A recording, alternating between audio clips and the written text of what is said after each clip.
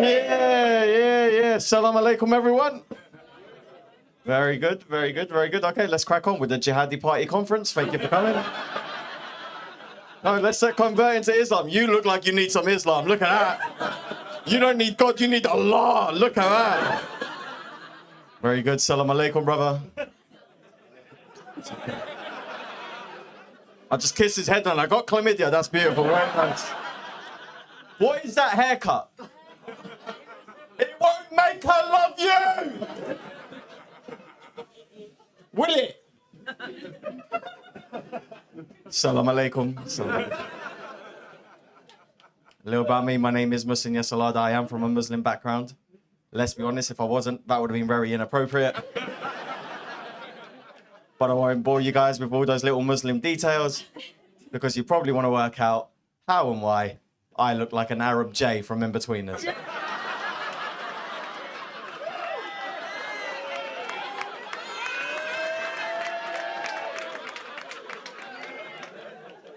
It's good, isn't it? It's good, isn't it, shit jumper, isn't it? It's good, isn't it? It's good, isn't it? Yeah, it's good.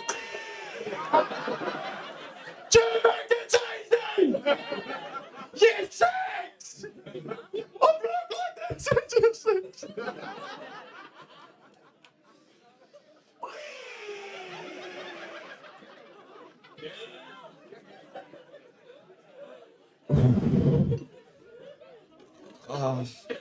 Sorry, I'm the product of incest. I'm sorry. That noise happens. Yeah. I am the product of incest. But no, I'm not going to explain it. That's between my granddad and his beautiful cousin. Mind your own business. Salam alaikum. No, looking like this can get you in trouble, though. I got banned from my mosque. To be fair, it might be my fault. Everyone in the mosque was doing what they were supposed to be doing in a mosque. They were walking in, they were saying, Salam alaikum, brother. Salam alaikum, brother. I walked in like an idiot and went, oh, Muslim friends.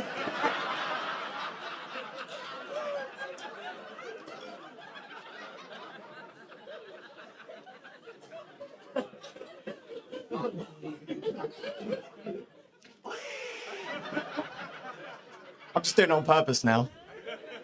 Stop flirting with me. We've had a lot of bad news. Shall we start with some good news, guys? I recently lost 20 kilos, people. Yeah, thank you. This is how I knew it was time to lose weight, yeah? I was getting dressed in my bedroom.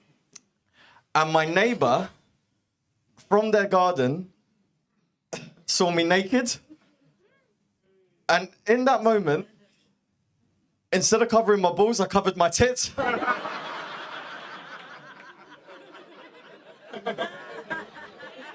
It's good to see you again, mate. Next time, no need for the binoculars. Yeah. You look suspicious. Yeah, it's the jacket. Yeah, Crime Watch vibes. I like it. Don't touch anyone while you're here. Anyways, we'll carry on. Very good. You guys having a good time? Yeah, I love doing this, right? But my dad, 70-year-old Muslim man, doesn't rate that I'm doing this. Doesn't rate that anyone would do anything for free, yeah? When I started stand-up, right, I had to do a lot of unpaid gigs, right? And I explained that to my dad. I said, Dad, I love this stuff. I want to be a comedian, but I have to do a lot of unpaid comedy shows to build up my experience. Fair enough, innit? Yeah, you got to pay your dues, yeah? I said that to my dad, and my dad told our entire family back home, you know Mohsin? He's a volunteer comedian.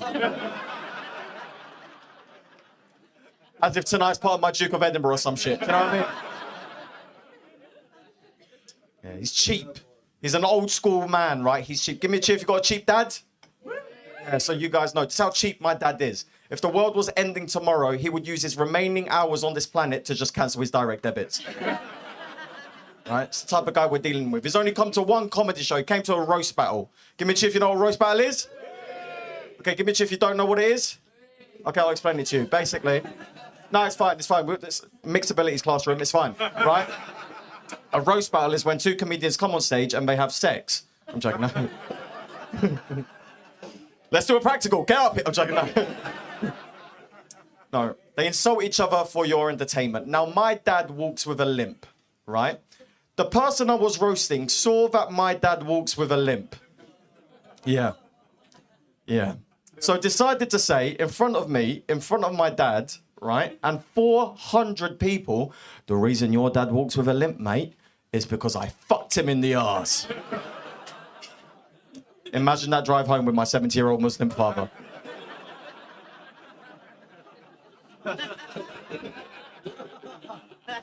In the middle of the night, my dad turns around while driving and says to me, "What did that little boy say about me?" My dad drives standing up. Anyway, so...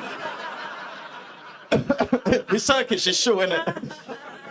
That's so dumb, but I love that line. He drives standing up. Yeah.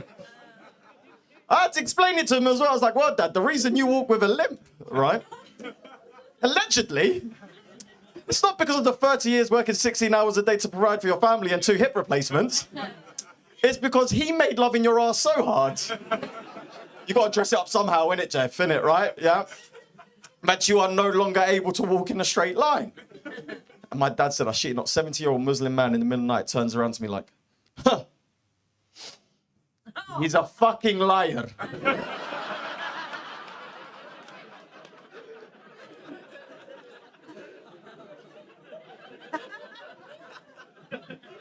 As if anyone believed him.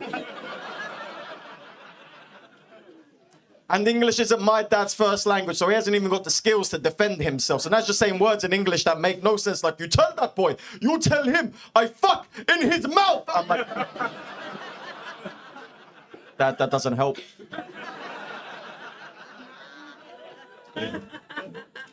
Yeah.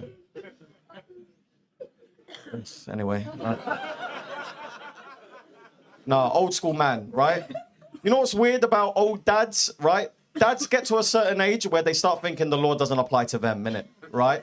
They just start making up their own shit, right? My dad does stuff that technically isn't illegal, but feels illegal and might be illegal. Like the other day, right, we were driving on the motorway, and he stopped on the hard shoulder for a piss. You guys, okay, what's the problem with that? With his cock facing the traffic. People are beeping him, and they're like, "Hey, look, hello, yes. This is where he came from. Come say hello. I love this country, yes." My mum's a petty bitch. She is. She's a petty bitch. Give me a cheer if you got a petty mum. Yeah, she's petty, right? She's getting on. She's 65, right? She's at that stage of her life now where she goes to funerals for the vibes. It's a big event in the calendar, innit? The food is banging. I just wait. When she goes to a funeral, I'm just waiting for the afters. Do you know what I mean? Oh, it's so good. It's a big social event for them, right? Because they had no freedom growing up. So now they're just like living their lives at the funerals, right? And this is the thing, right? She will gossip about the funeral with her friends before getting to the funeral. She'll be in the living room on the phone with her friends like, "Lisa's coming to the funeral. I hate Lisa. Last time I saw Lisa, she was being unbearable. I really wish Lisa wouldn't come tonight." I'm in the living room like, "Mum, it's Lisa's funeral."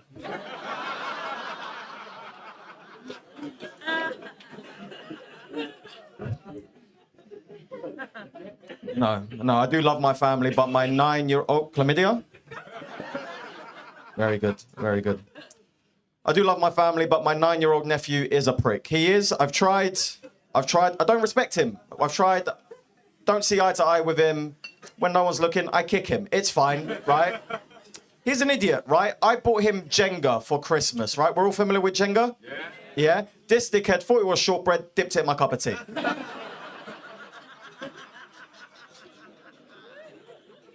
I had to pick him up from school the other day. Right, any primary school teachers in here?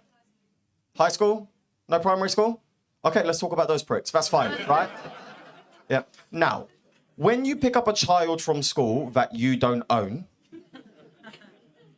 the teachers like to play this little game with you. You may have played that game. That game is called Are You a Pedophile? Give me a cheer if you played this game. Yeah. They bring my nephew to the door, and they've got me standing outside like I'm already on some kind of register, yeah? And they whisper in my nephew's ear, "Do you know this man?" Right? You mouth that shit, yeah. To be fair, if he was picking up my kids, I'm like, "Do you know this man? He's my dad. Are you sure?" And in that moment, I'm looking at my nephew, yeah? And my 9-year-old nephew, who I've known his entire shit 9 years, is looking back at me. And I know my 9-year-old nephew is thinking, I could fuck your day up right now. What'd you get me for my birthday last year? Nothing. You're a dickhead. What? What? I told mum not to send the B team. You're a pussy. What? I don't know why he's a roadman in this story, but he is. Now, Roger, right? You look like a Roger. What's your name? And I prefer Roger. Okay, right? I'm not a paedophile. I'm not.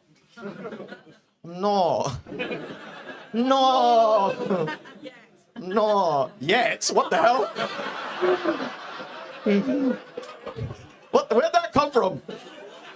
Which sadistic fucker? Admit to it! Yes.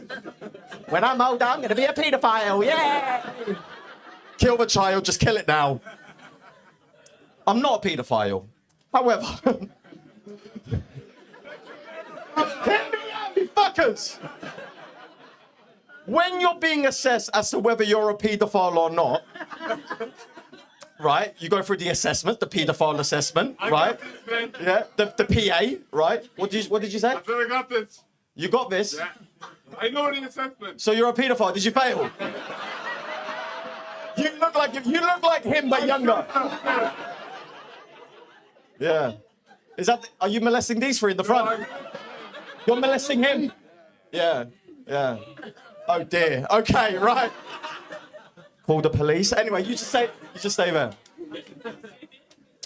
Right, I'm not a paedophile.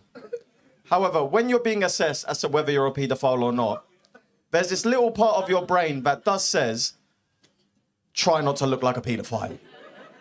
So in that moment, I don't know why, but my brain said, stand like this.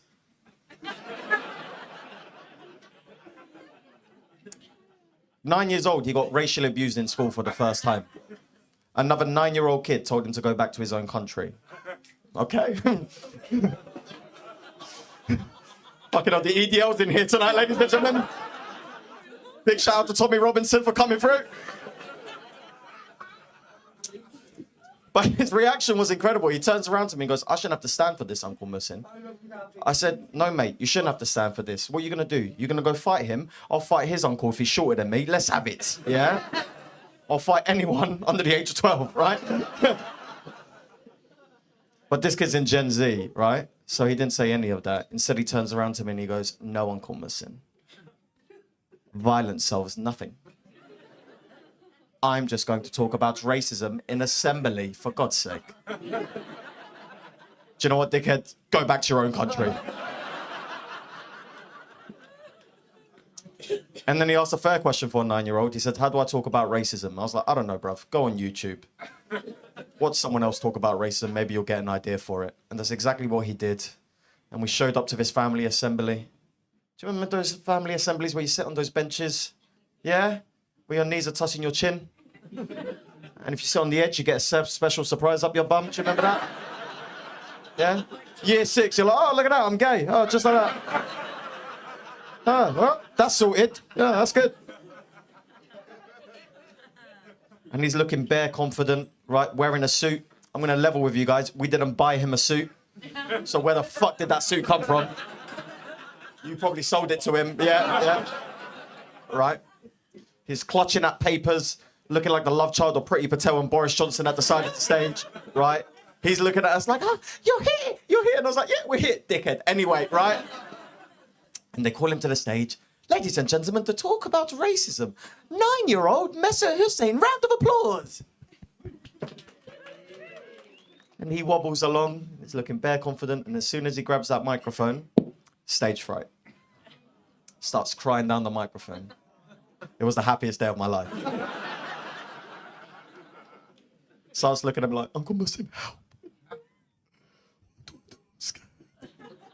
You know when kids cry, they sound like that dusty toy in Toy Story, like... And then they still frame. Ah!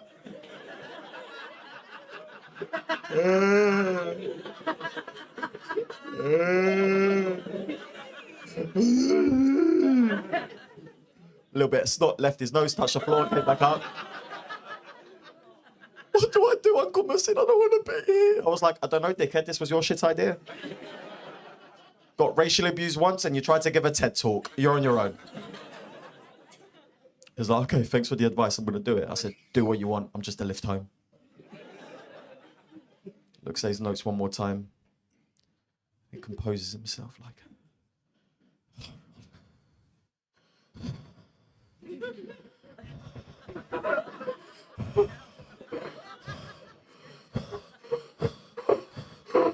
Sorry.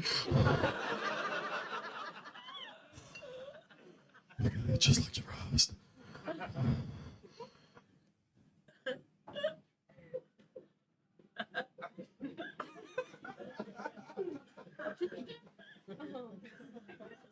As a black woman,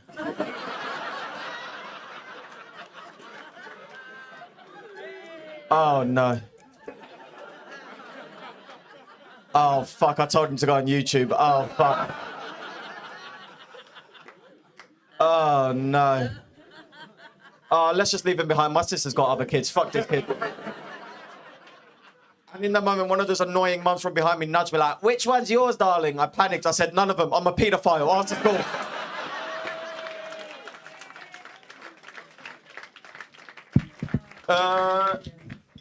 Follow me on Instagram if you can spell it. Safe.